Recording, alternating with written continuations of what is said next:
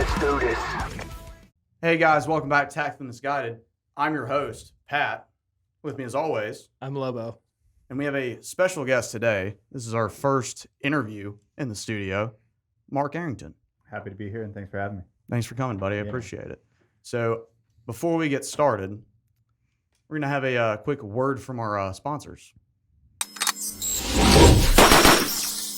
Savage Tacticians is a lifestyle apparel company that is 100% veteran-owned and operated to the last detail. They have everything from gym shorts, jeans, tack pants, to kick-ass designs for swim trunks that go matching with their Hawaiian shirts. But most notably for sure are their graphic tees. If you want some really well-fitting attire that looks badass as hell 100% of the time, then head over to savtac.com and check them out. Be sure to use our promo code TM10 to get 10% off your order and show some love to us as well as our friends over at Savage Tacticians. Bulkhead Energy. Don't be a pussy. Bulkhead Energy is an energy drink that has nootropic properties to provide power, clarity, and mental acuity of a ninja with a flamethrower. We can roll the dice on gas station boner pills or a parachute pack job, but we shouldn't gamble on our energy drinks. Be the reason it takes multiple officers to arrest you.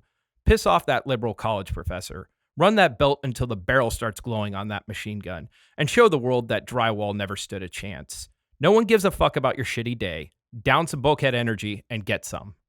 All right, so I know Marc based on his involvement with the veteran community in Wilmington, Jacksonville, like local area. That's how I met you. How do you know him, Hunter? I know Mark from work when we were both in the same unit. We went to the individual training course together.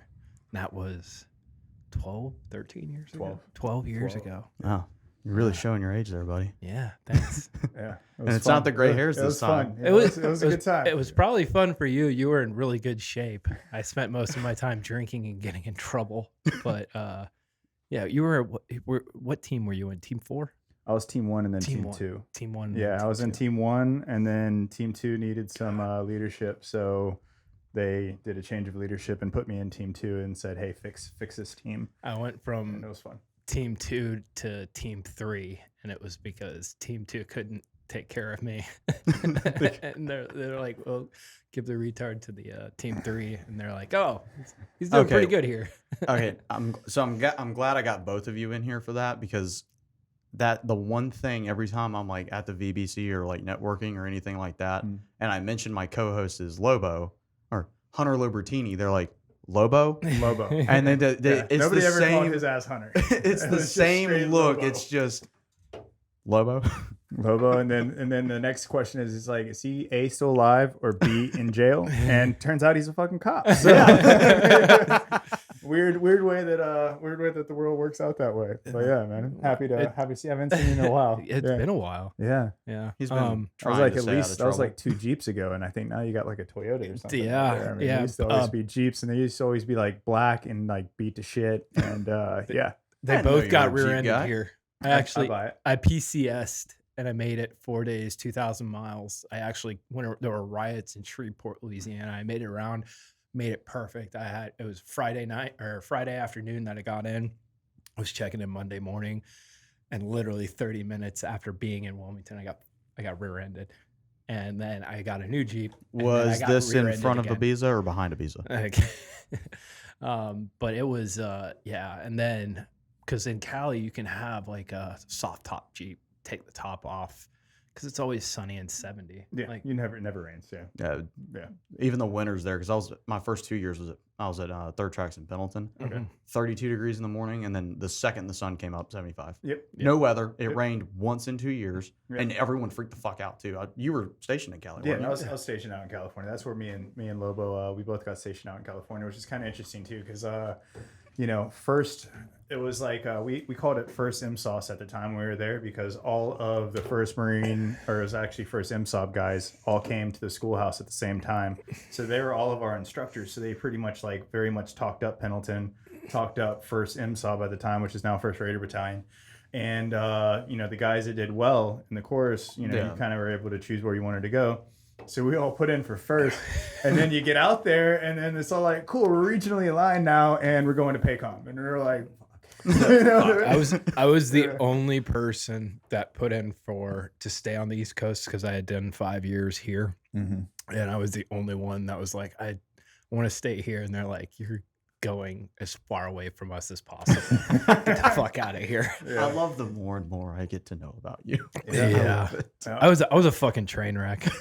I was a controlled train wreck, but builds character. Builds character. Builds character. For sure. There's some goofy stuff. Well, Mark, let's start off. Why did you join the military?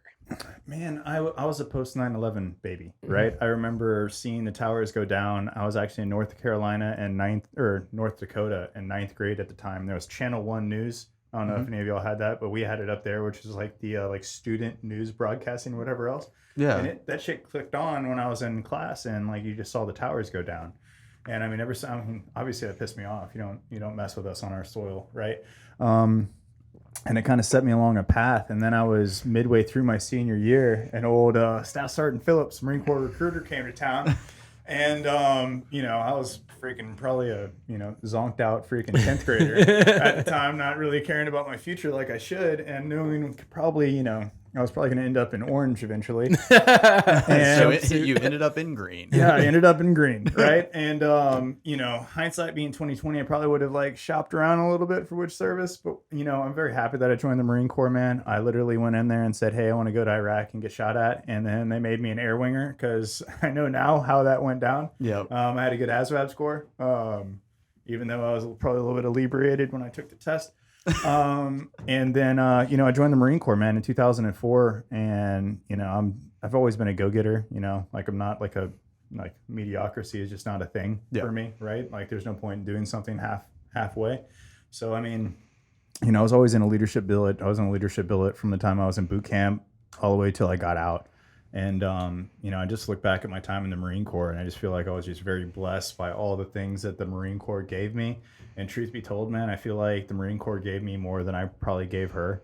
Not through any fault of my own or whatever else, but I mean, y'all know how it is. You chase deployments, you get deployments sometimes. Sometimes you're always like, I felt like I always showed up right after the last good deployment. You know what I mean? Like, oh yeah, dude, we just got back doing our thing. And I'm like, cool, man. Yeah, we're going to PACOM, which wasn't a bad deployment by any means, but not exactly why you joined the Marine Corps and joined SOF. But no, man, the Marine Corps was great to me, man. They got me, I got my bachelor's degree while I was in the Marine Corps. Got my master's degree when I was in the Marine Corps. Damn. Would you get the bachelor's and the master's in? My bachelor's degree was from Ole Miss in kinesiology and biomechanics, and then my master's degree was from the Joint Special Operations Masters of Arts program. And that's essentially, they call it, Masters of Strategic Security Studies. But at the end of the day, it's a Masters of Military Strategy. And we can talk about that all day long if y'all want to, because at the end of the day, the only strategy that really does exist for the most part is military strategy. Because that's ultimately who forms the world, and that's where we have our history from.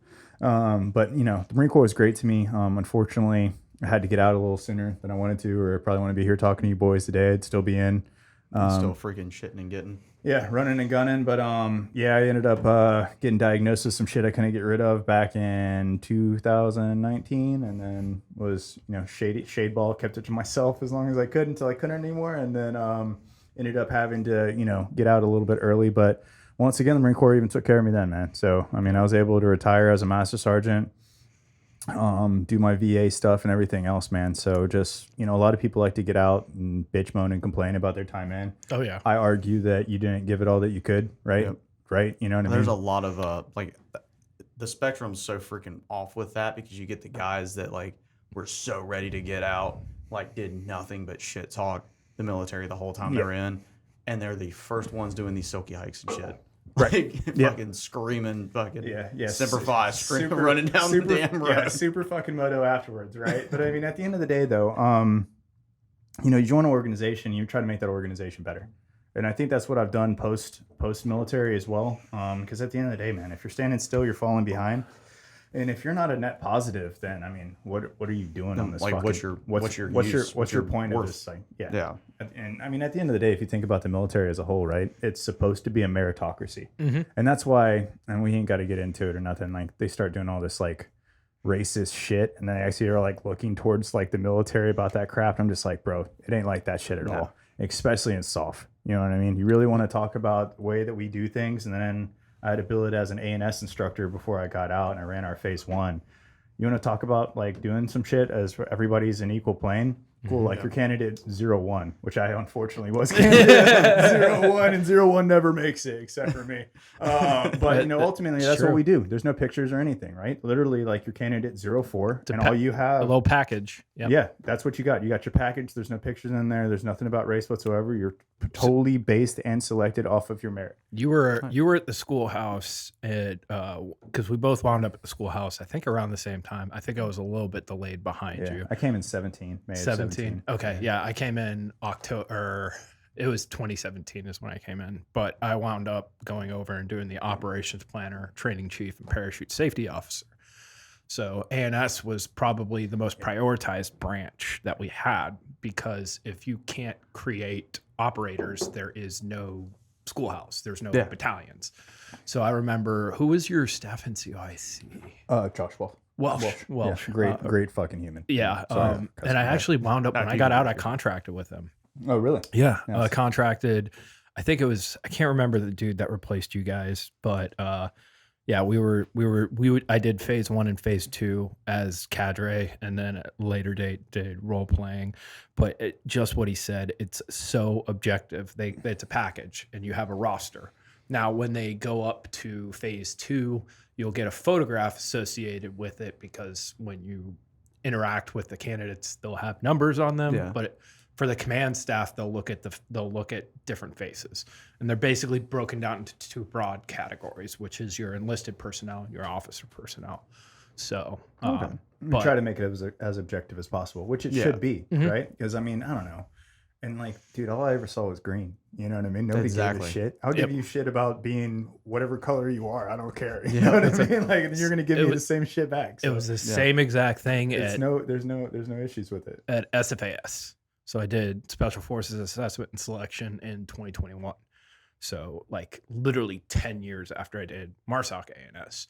And it was the same. Felt good. I was fucking miserable. I was 33, and like, I remember this being easier. Yeah. But still my favorite hunter quote so far has been, I got to second base with Swamp Thing. Yeah. When he was talking about freaking scout sniper shit. Yeah. Well, so the crazy thing is everybody kind of in 1984, they came up with SFAS, and they've tweaked it a little bit. But they've kept it remotely the same. And you can look at the organizations that are succeeding that base their model off of that selection. Now, MARSOC tailored theirs to a more amphibious role, and they were pickier. So they could afford not to take from street to fleet, similar to what the SEALs, because there's 2,000 Navy SEALs. And there's 5,000 Green Berets, roughly. It fluctuates. Yeah, but 800 of us. Yeah, 790 enlisted. I think it's like 60 officers. Yeah, it's like 8. We're always the smallest. It's tiny, but yeah. But the cool thing is you get individuals that go in that give a shit. When he was talking about people that are stagnant or they're not a net positive to the organization, you'll see that in any organization, not just military. I see it. Yeah. The biggest problem I see it in is law enforcement. I see guys that have been in, and for retirement law enforcement, it's 30 years. I've seen guys that just do not give a fuck. And it's bad because they're at like 20 some fucking years. And the same they're thing, just riding. Yeah, the same thing happened in the military. You would get a gung-ho kid, he would show up and they'd put a shit bag in charge of him. And he's this young, impressionable soldier or Marine is looking at them going like, okay, that's what is in charge of me. Is that what I'm expected to do? Mediocrity. Like I remember like working my ass off, making like con-op slides and having a dude walk in and be like, you don't need to do half of that shit. Just click this, and call it good. Just throw some lines on there. Nobody gives a fuck. And I was sitting there, I was like, that's like not at all what it should look like. No. Yeah. And we had really good leaders, and then we had some leadership. Like Charlie Company had an ops chief that was fired, and we had a couple replacements that came in, but you could tell the difference between the guys that knew what they were doing. And yeah, it sucked because like you would be like, especially at Raven, the final exercise before you go on deployment, you would see the guys that understood what it was like being in your shoes and being like, dude, suck it up, Buttercup. You guys have a mission to do. versus the guys that would walk in and just curse you out and be like, you guys are all pieces of shit. And so it's difficult to explain that there's raw emotion that comes with being under different leaders, and people like being under mediocre leaders. They do. They like, because it makes their life easier. yeah, exactly. But does They're it not tryhard. does it improve who you are as a person? Probably doesn't. And like, I don't know what. So when you did assessment and selection, and you went to the teams, how many deployments did you wind up doing? In Marsuck, I ended up doing kind of like 2.5. I did one to Afghanistan, where it was a Sojitith billet that I was able to kind of weasel my way into. I actually was able to go operate with a SF team for a little bit. So I went down to Kandahar, had a little bit of fun. You know, nothing too crazy, just IED alley. Just, I don't know, that's all that was kind of out there. I was mostly just controlling areas at that point. High value targets and stuff were kind of few and far between. And then did a pretty cool Paycom billet. Went up to Korea, had some fun up there, and we were trying to do a new kind of concept when it came to inserting SOF as far as the aggregation goes, because obviously the Pacific is huge. So we had to essentially come up with a new way of inserting a SOF team in order to go close with a target vessel, do VBSS and everything else, which is by far, like, that was probably my favorite mission set, is VBSS. That's all our team trying to train for.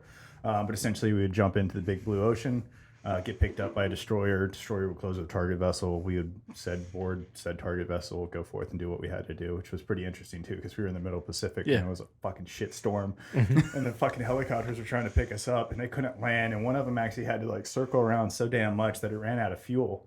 So it had to like bounce, and then we finally landed. We finally were on the one that we had, and then we were over there by Guam, and you know, I had a couple guys on my team, and then everybody's just terrified of helicopters, especially terrified of helicopters over the water, because you know, you're just gonna drown. But yeah, the crew chiefs and everybody else were like, "Hey man, we got a freaking buzzer going off. We got to try to make it over land as fast as we can, right?" And I just like look around at my team. And my buddy Walters, you just see him just stripping off his gear. we talking about Black Walters? Yeah, we're talking about Black Walters. Stripping off his gear and putting his hat bottle in his mouth. And he's like, was like, fuck it, dude. You know, he went 0 to aquatic in like 10 seconds. Yeah, but yeah, that was an interesting time. But that was a great mission set. That was obviously over there when Rocket Man was going a little bit crazy. I remember that because you were on the free fall team. Yep. And we were talking, I think you guys were out on a jump, and we were getting ready to send dudes to either Cambodia, but I remember all you guys coming in soaking wet because I don't know what happened, but it was Nakarado. It was Nakarado. Nakarado came in and said somebody was bitching about Kim Jong Un or Kim Jong Il wants to nuke Guam. And I remember he came in and he said, "You're not fucking nuking this island. We can't even parachute on it." Because like half the dudes wound up. And this is the shitty thing about free fall, is if you have a good jump master like Nakarado, you'll have a good stick that lands where it's supposed to. If you have a shitty jump master, and I'm not going to use his name, you'll wind up having 9 dudes go to the hospital because they'll put you out in a cloud. You'll wind up in a tree. It's just shitty. It relies significantly. Like once So trees don't break the fall, right? Okay. Correct. Once you're out, then you can control your body, but you're still at the mercy of a wind cone. You're still at the mercy of wherever the fuck the offset was put at. So at the end of the day, it was just funny as hell because they all came in. We were wearing camis, and they all came in wearing like wet PT gear, and they were like not happy at all. No, and we all had all of our altimeters. We didn't wear the waterproof ones that day. Yeah. So we ruined all the altimeters. There was a couple of parachutes that got jacked up because we had to clean them all. But hey, I got to do a square shoot jump into the ocean, which is pretty cool. And I got to chase a submarine. Did it? So yeah, because there was a sub going right in there. We were like, "What is that? Oh shit!" The Cypress. Did those get fucked up? Oh, I think the whole suit, yeah, 100%. Nah, we had to fill out all sorts of paperwork on that. Nobody got NJP'd from it or whatever else, because I mean, shit happens, right? You're supposed to do that shit in training. Damn, you guys can even get NJ paid? Shit. Oh yeah. Yeah, we actually that deployment, there were 2 guys, one officer and an enlisted guy that got caught is essentially what happened. What they did wasn't bad. It wasn't evil. There was no malice. It was circumventing certain things, and they weren't they weren't too quiet about it. And unfortunately, like one of the guys who wanted to get out anyways, it pushed him out. And the other one, he wound up bouncing back. He did some time in the S3. And then I think he went to the Pentagon. He did a really good job there. Overall, it wasn't something terrible. Like there's been some pretty shitty things that have happened in SOF. Yeah. This was not even on the blotter.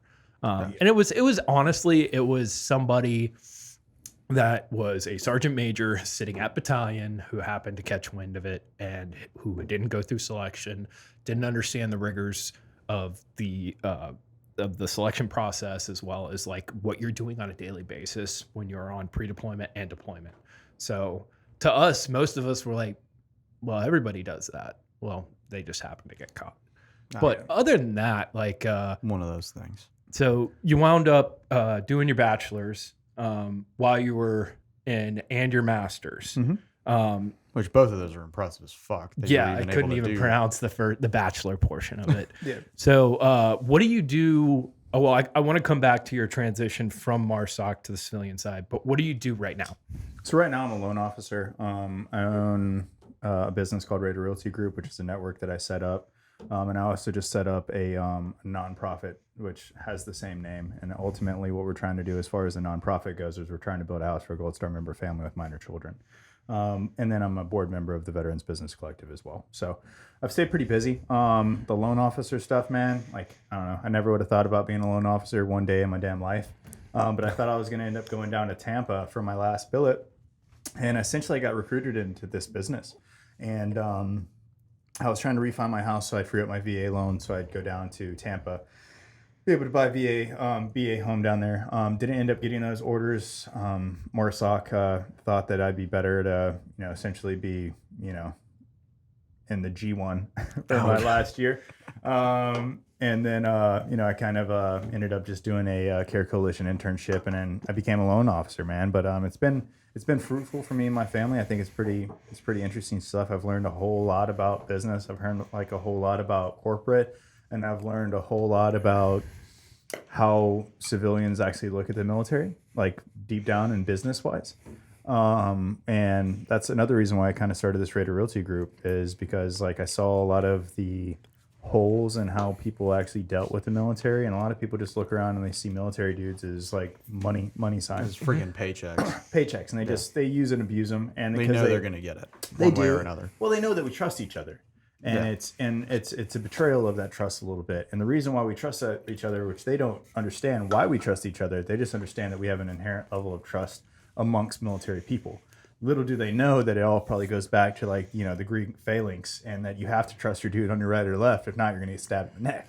Right. Yep. You know what I mean? Ultimately, you have to, there has to be some trust here. I have to understand that Lobo's going to do his damn job, because I can't be worrying about if Lobo's going to do his job, because I have a job to do. Exactly. So, I mean, that's just ultimately like, that's where the trust comes from. That's inherent in the military. And then I got out in the civilian world, and I kind of saw how, people do stuff and so on and so forth. And I've now worked for three corporations since I've been out. Finally, I think I found a pretty good one in Movement Mortgage. But, the first one that I went into, I mean, I've heard a lot about movement since I got out, because Mm-hmm. that's been a struggle of mine since I got out, was trying to buy a house, which that's going to be in January, hopefully, when that happens this time. But that was one of the first I might know a guy. What? He might know a guy. I was going to ask you. Yeah, I might know a guy. It's going to wait a little bit closer to time than I was going to ask you, but yes. Like I said, like how I mentioned in the beginning of this, that's how I met you, is because the VBC. So let's talk about that a little bit. Your involvement with the VBC and how that came around. Yeah. So, I mean, I was getting my marching orders, man. I knew that I couldn't do anything, because eventually I got put on a medication, and I just knew it was a fucking death blow to my military career. Like, I just, I couldn't operate anymore. And I really had to have like a really come to Jesus moment when I was actually getting my master's degree. And I was sitting there in a barracks in the air conditioning, and I literally couldn't be 10 feet away from a fucking bathroom because of the fucking disease I have. And I was just like, cool. Like, there's a lot of ego in me that says, hey man, fuck it, suck it up. I still want to be on the team, still want to go do what I want to do. But then I had to actually take a fucking look in the mirror and be like, dude, I'm going to be a liability to a team. And then I had to start trying to figure out my transitioning going out. And Luke Foser, actually told me about this, this new thing that was starting up. And this was, I think they'd only been around for maybe like 6 months at the time.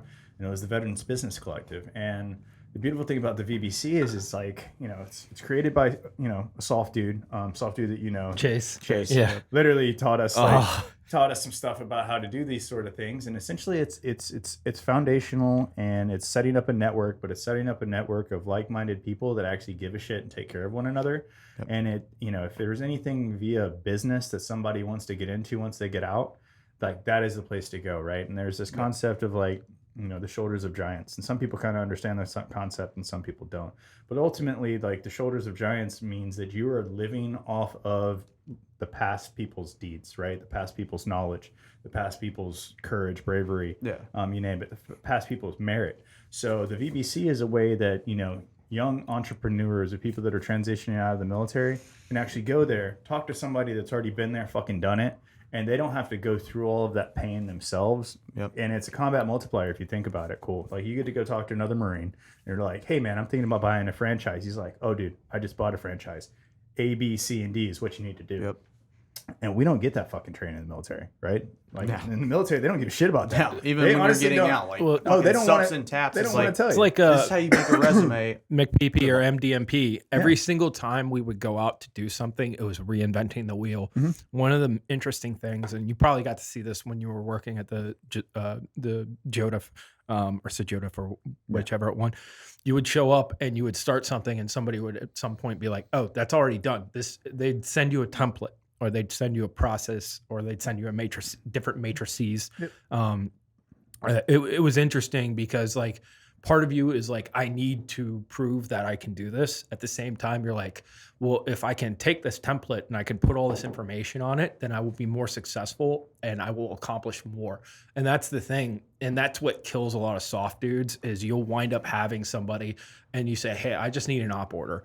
They'll do the op order, then they'll do the rehearsal of concept, then they'll do rehearsals, then they'll go ahead and they bite off so much because that's what you are looking for in a soft operator, that initial drive, the creativity, the adaptability. I'm not even including the physical prowess stuff of things like that. Yeah. But yeah, Chase was, he was on my deployment in 2010 to Afghanistan, and he was doing some really cool stuff. And when I found out he was doing the VBC, because I ran into him at the Greek festival, we went to the Orthodox church, and I just literally ran into him, and we started talking, and it blew me away because he was doing some wild stuff. And he's like, well, I'm a business owner. This is what I do. And at the very first, I was just kind of taken back. I was like, well, you were doing some crazy shit, and now you've got several different things. He was also a contractor for SOTC 3 when we used to have the level 2 program, which is now defunct. But it was just really interesting talking with him because I could see how he improved his life by getting out and focusing on business and family. Mm-hmm. So one thing I would like to ask you is, we went through all these pre-deployments. We went through all these deployments. You have a family. A lot of people don't understand because in the civilian realm, you don't really have to leave your family. You don't really have to sacrifice that amount of time when we're talking about weeks and months. Has been getting out of the military, out of SOF, how has that helped you with being a productive member of your family? Well, it makes you value your time with your family at the end of the day, right? Family is always going to be priority number one. Obviously, when you're in the military, you have to, no matter what you say, they're number two, right? Like ultimately your service to your country and more likely your service to your teammates, that comes in number one. Once you get out, then you can actually rearrange and prioritize your life again and let your family actually go where they should have been, and the whole time is as priority number one. So being able to be there, man, I've been able to be around my son his whole life. I've never been deployed since my son's been born, which is pretty crazy. I mean, I left when my daughter was like a month old. And, you want to talk about like ultimate leadership, right? Like you're in charge of your family. Like as a father, you are the ultimate leader of your family. And whether or not your family is successful or not, it's on your shoulders, right? So I think it's definitely been a blessing to be able to actually be around. Obviously now I'm a loan officer, so I mean, my thing is like, you got me from 9 o'clock in the morning till 8 o'clock at night. And that's when I kind of set my phone down and I have 2 hours to hang out with my family at the end of the day. Cause I'm still a freaking crazy person. I still try to work my ass off in every single thing I fucking do. But it's been great, man. You know, I'm able to I've been able to teach both my kids how to ride their bikes. You know what I mean? I've been able to teach my son how to swim. So, you know, I'm just very thankful. And I actually, you know, I'm happy that I was able to be there for that. But I think that my time in the military and how much I was gone allowed me to value the small things more.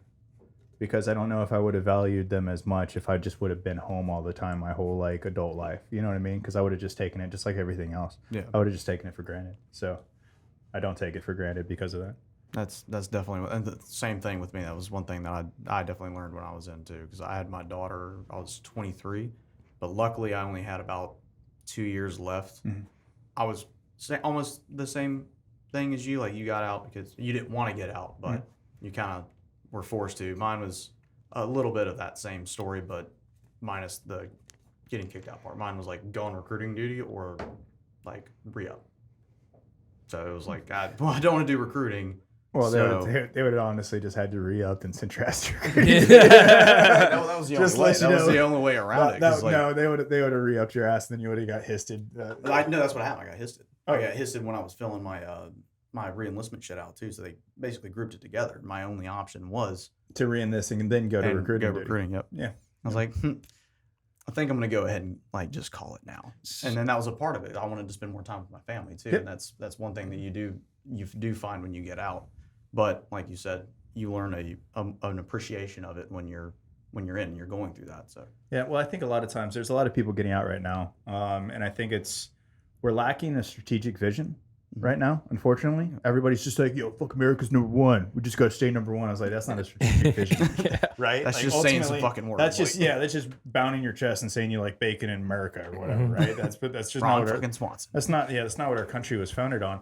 And I think that the lack of strategic vision going forward, and then just overall, like, yes, is the United States military the best warfighters probably on the fucking planet? 100%.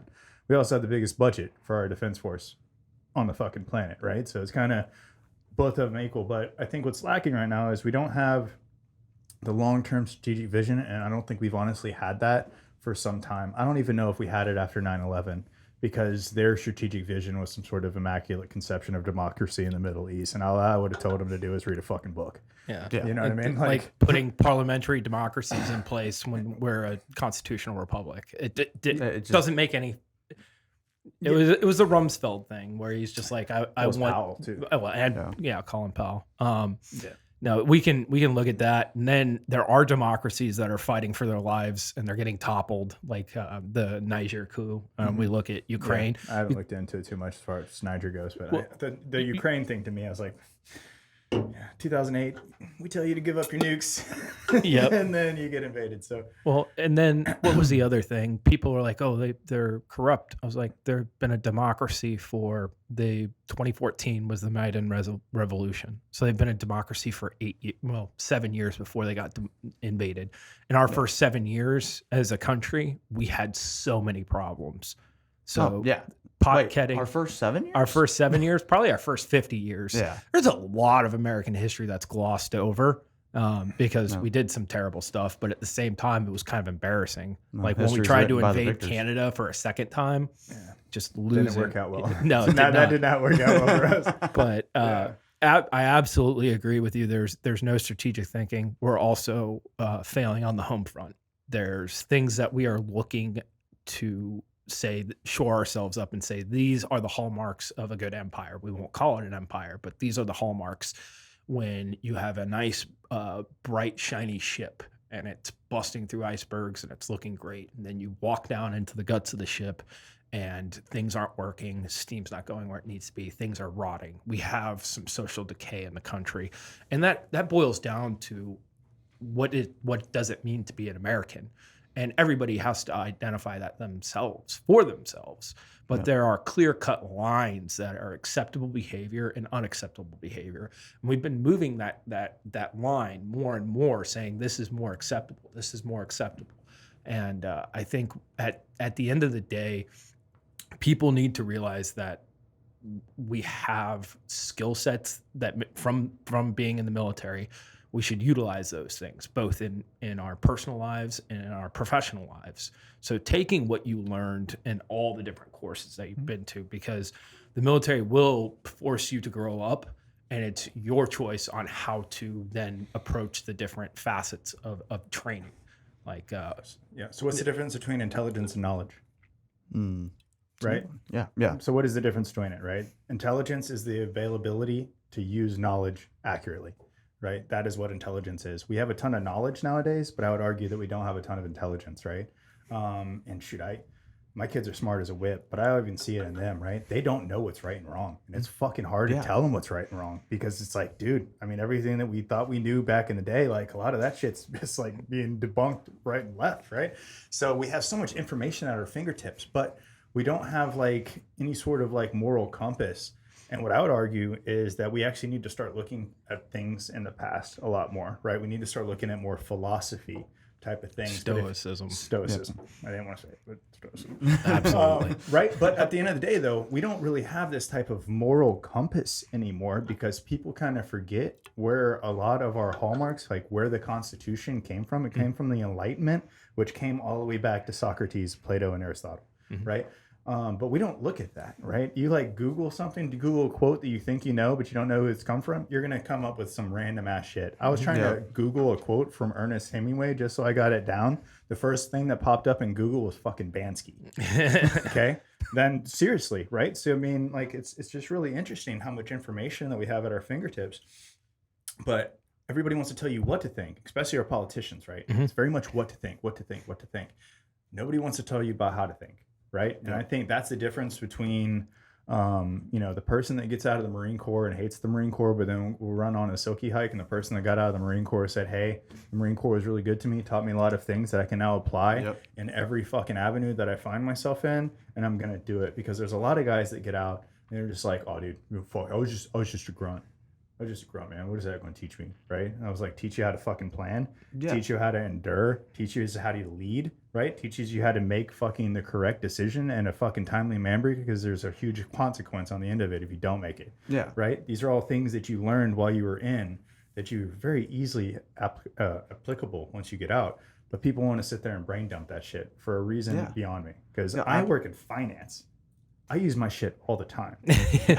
You know what I mean? Like just why not? I've had a lot of guys over the years that have done the same, but mainly over the past year. They'll reach out to me and be like, man, you were ground side, you were a ground pounder. Like, your job doesn't transfer over to the civilian world. I was a grunt, I was X, Y, and Z, so mine doesn't either. I'm like, dude, it's not about that. It's literally about, sounds like an excuse. In your resume, it's literally about how you spin it, how you word it. Mine, with something like that, you can just, not very easily, you have to put thought into it and do it, but you spin it, it's like management. That's one of the biggest things that comes out of that is management, leadership. And your resume is still going to be put in front of 99% of the other fucking people that are applying at the same time as you, just based off of that. So it's like excuses, exactly like you said. It's just excuses. As far as the resume thing, let's be honest about some shit. That was just an example. Sphere of influence is all, right? Yeah. It's about who you know and how hard you want to work, and what your actual reputation is from those people that actually know you.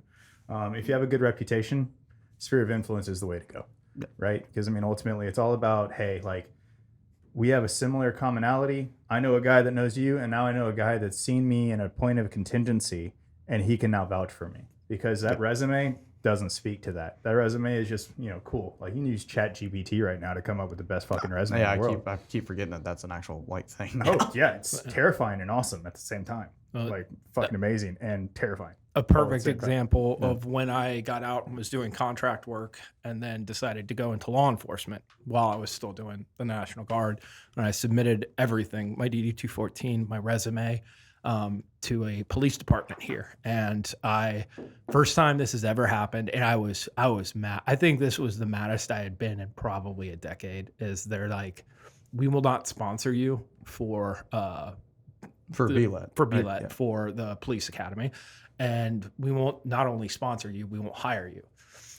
I I had submitted to 2 different police departments. So that police department, very large, they have a lot of problems right now. The police department that did hire me at the time, one of the captains that was in charge of basically over recruiting, his next door neighbor was Daniel Kahn. And he walked over and said, "Hey, do you know this guy?" Yep. And Dan was like, "Yes, I do." They talked a little bit, and I literally got a phone call the next morning to come in and interview. I interviewed, and I was against guys that were transferring from other law enforcement agencies, and they picked me.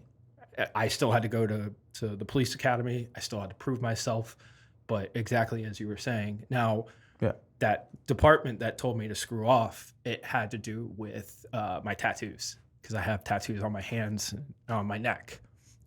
Those have actually come to benefit for some of the stuff that I've been doing in law enforcement, which we can talk about at a different time. But there's a niche and there's a role for everybody in this world. You just have to figure out which one you want to do, you would like to do, and what you need to do. Everybody needs to be able to put a roof over their head and feed their family. Everybody wants to have a high-paying job. But what you have to find the balance in between those things, and that's where you get competitive with other people. And that's one of the things the military showed you was, hey, at the ground level enlisted, it's a meritocracy, especially in SOF. It's point blank. There's no, this guy is like watching some of the dudes go through some of the different things that we were doing, whether it was shooting or testing or radios. Everybody had something on another person. There wasn't one guy that was just flat out good at every single thing that they did. And it was humbling because like you would score really high, but somebody would always beat you at something, you know? Yeah. Well-rounded, right? Yeah. Well-rounded. And I mean, I think Jack of all, master of none. Basically. Yeah. And I mean, I think you called out something pretty good right there as far as being a meritocracy. I think a lot, that's what our country was supposed to be initially. And this cancel culture shit that's going on right now, it's mediocrity at its finest, and it's disgusting as far as I'm concerned, right? Like everybody has an excuse, everybody has a reason why they can't be successful, and that's just stoicism. You need to go back to stoicism at the end of the day, right? You are only in control of yourself, your emotions, and then your actions, right? People don't like that.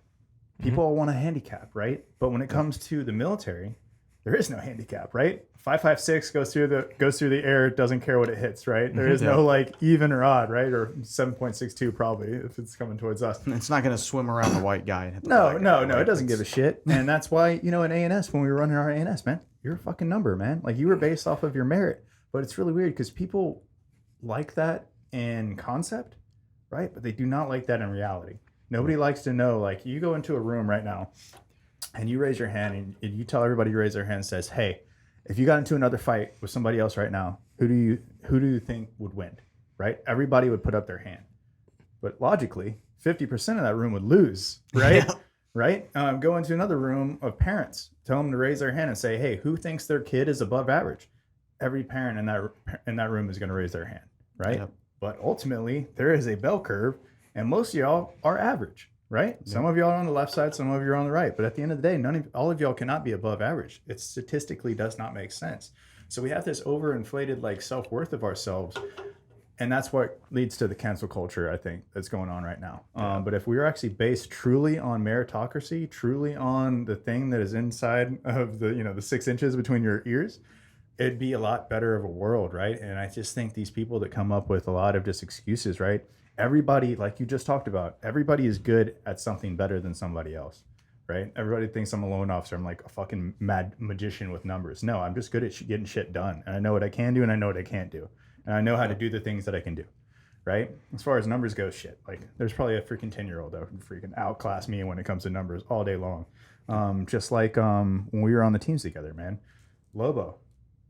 Tactfully, excellent as far as tactics go, but tactfully, the train wreck. And fucking train wreck, right? That's why the name of the podcast is tactfully misguided. Yeah. So I mean, when we were in, people would ask me like Lobo this, Lobo that. I was like, dude, you want somebody that's on fucking glass watching your ass?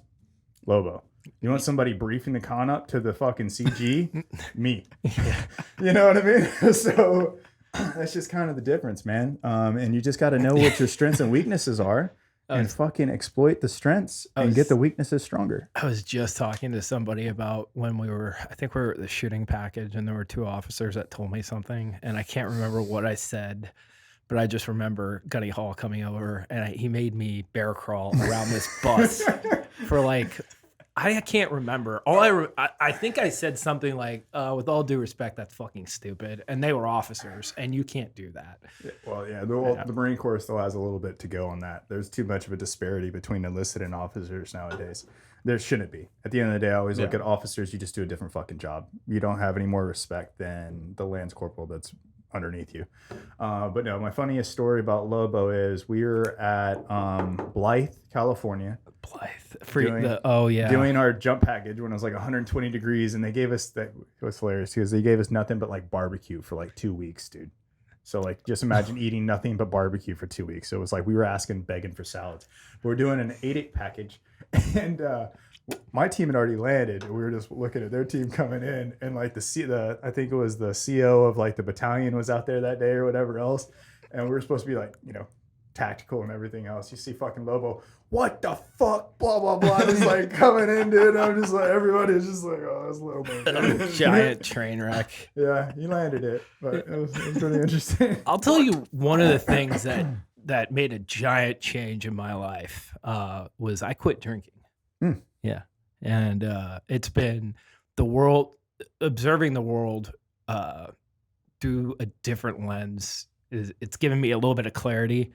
And I was what's the next 30 days? I was never, what's a year? What's 3 years? What's 5 years? It just never occurred to me. And a lot of people are like, oh, I didn't think I would be alive at, 35 or 25. I just didn't think about that. Like, I honestly did not understand. Like, I was like a dog chasing a laser. Like, that was what I was doing for like the longest time. And at one point I looked around and I'm like, well, I've lost my house. My ex took off. I lost all my weapons. I'm crashing on a couch. This is not healthy for me. And at that point, I was like, I'm gonna switch teams, and I'm just gonna take a small break, get myself right, and that's what wound up happening. And so since I've done that, I've realized that as I look at everything that I've done over the last 15 years, I just realized that I was a giant fucking train wreck. It was funny, but it caused a lot of issues. And I look back at the things that I probably could have done better. And there's always regret no matter what. Even if you smoke something at 100%, you think you could probably smoke it at 110% afterwards. You always have that. That's a very Marine thing to do. It's a perfectionist organization. The military is a perfectionist organization because, perfection -1, you might not have won that day, right? If you didn't win that day, you're kind of, hopefully you're in Valhalla, brother. But yeah, I mean, I think that's kind of spot on, right? But at least you have the, self-reflection is a thing, and it's really hard to look in the mirror. It's really hard to look inward, and to be like, hey man, like I could have done that better, could have done this better and everything else.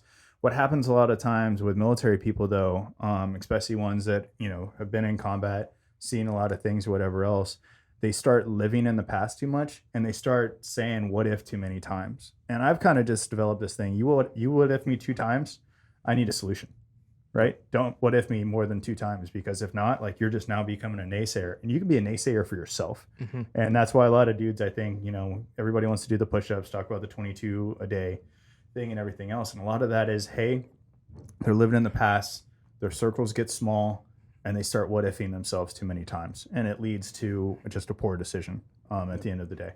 Depends on, where philosophically you are about that or whatever else. I have my own kind of thought process on that. But ultimately, that's what it is. But, Lobo took, self-rudder steer, self-correction. You fix your shit, and you go forward. You just can't live in the past, though.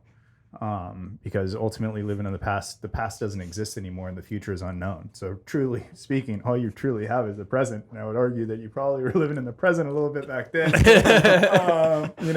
which is good and bad, right? Because you just have to develop heuristics, and you have to figure out what works and what doesn't work, right? And ultimately you just shift that into what's in my side of my control, what's outside of my control. And it seems to me like you kind of made some choices and fixed yourself, man. So I'm happy for you. Damn, I still wish I would have known you back then, though. That would have been a sight to see. Fucking giant mess of a human being. Well, it was fun. All right. Well, We loved him. It's all good. It's a comic relief. He was our Lobo. It was just that one loose cannon that would just fucking say the dumbest shit possible.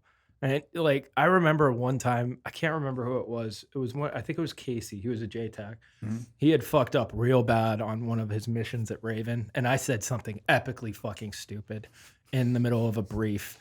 And all the attention was taken off of Casey accidentally dropping on friendlies, hypothetically in training, to Lobo can't shut the fuck up. And he came up, he's like, hey man, because we were both 0861s together. He's like, thank you. He thought I did that on purpose. And I was like, no, I'm just an idiot. You're still welcome. You're still welcome, I guess. Well, intentions being intentions. So Raider Realty Group, VBC, is there anything that you would like to plug in right now? Yeah. The Raider Realty Foundation is a nonprofit that we started. It's myself, James Green, which was an Alpha Company guy. He was in ITC with us as well. And Scott Wilkinson, Mike Teal, and Marissa Cartwright started this foundation. And ultimately, our goal is to kind of remember the fallen's legacy by not just, being sad for the fallen or whatever else. But ultimately, we believe that legacy is actually those that you leave behind. And that's the Hemingway quote that I kind of had, right? So truly a man dies 2 times, the first time when he's put into the ground and the second time when nobody remembers his name. If we can uphold their legacy by giving their family a place to live free and clear of a mortgage so that they can raise their children, that's ultimately going to be the best thing. And it's talking about, you want to talk about your brothers being your brothers, that's your brothers being your brothers. And I think that, them being able to raise that minor child in that house, that's going to ultimately, make it so that person is immortal at the end of the day. So our first event is going to be a shooting competition, September 16th. I was looking for that plug there. Yep. Shooting competition, September 16th. We just got Triple T Guns is actually going to be donating. Hell yeah. A commemorative Raider Edition P320, and they don't make them anymore. Oh, yeah. So that's going to be our top prize raffle. $1,000 to the top shot. Marsoc dude won it last year. Year before that, a gunny won it. This will be our 3rd year doing it. It's $10 buy-in. It's a marksmanship competition. So for all you freaking super tactical shooters out there, we're not going to be doing a bunch of crazy shit. It's open to the public. All right. I don't care. If you're, if you've never shot your gun before, or whatever else, hopefully you shoot it before you show up. But anybody is welcome. Move it, damn it. Yeah, anybody is welcome. It's 5 rounds from the 10. Time limit of 45 seconds. Very, very easy transition. We have a DJ out there, big bounce house for the kids and everything else. So if anybody is in the local area and wants to come out, please come on. All the proceeds are going to be going to the Raider Realty Foundation and VFW Post 9983. That's the one that's here, right? That's the one that's in Wilmington. Yep. Okay. Well, it's in Holly Ridge. Oh, Holly. Yeah. They have their own. They have their own range. We have too. their own range. Yeah. So that's we did a paddle party out there for Jason Harless. Yeah. And we had way too many. And I'm so glad that we didn't know a range was there because we did not need to be handling guns. That would not have been good. It would have been, but they are. Hindsight would have been 2020. No, it's an awesome post. It's awesome because the people there are. There's no elitism. It doesn't matter. Yeah. It doesn't matter if you were fucking there's no JSOC operator. Well, Nick Conrad is our post commander right now, and he's a fucking grunt. So yeah, he's a good dude. So yeah, there's no it's a younger post. And ultimately, we're all just about giving back to the community. So if anybody wants to show up, please do so. We have some great sponsors this year, and we're just going to keep building it and getting it bigger and bigger. We definitely need to have you on the podcast again, and I would like to talk about a little bit of the relativism of stoicism in our lives, because people have become slaves to different ideas that are basically individuals making money. They become cattle, and how an individual can think for themselves by just posing a couple questions. I would really like to talk about that at a later date. Anytime you ever want to come on, man, we're here twice a month now. Yeah. Well, I'm thankful and humble to be here, so I appreciate it. I appreciate you coming, buddy. Well, with that, guys, that's going to conclude episode 28. Insert name here. Now, it's going to be episode 28 with Marc Arrington. That's kind of what we're going to start doing with these interviews, essentially. So we're going to try to do maybe one a month with an interview, and then just me and you covering Just random ass topics. Giant snafus of military history. Getting more of that weaponized autism out of my that I love so much. All right, guys. I hope you guys have a awesome weekend. This is going to be posted probably in a week from now. Be sure at the same time, I've talked about it the past 2 or 3 episodes, August 19th at Eagles Dare, hosting a charity event for Hope for the Warriors. So be sure to come out for that. Starting at 12, going to 4, we're going to have 15 vendors and sponsors out there, catered food, live music, food truck, raffles, and all that good trash out there as well. So be sure to come out, show your support to all the veteran-owned companies that are going to be out there for sponsors, as well as for vendors and shit like that. So definitely come out and see us. And actually, the VFW is going to be out there. I think it might be the one from Holly Ridge that's going to be out there. Awesome. Because Joe mentioned it to me last week. Awesome. He put me in contact with them, so they're going to be out there as well now. Nice. So. That's great. All right. Well, guys, we'll see you next time. If it's stupid and it works, It's not stupid. peace in the Middle East. We'd be out of a job. All right, guys. Let's do this.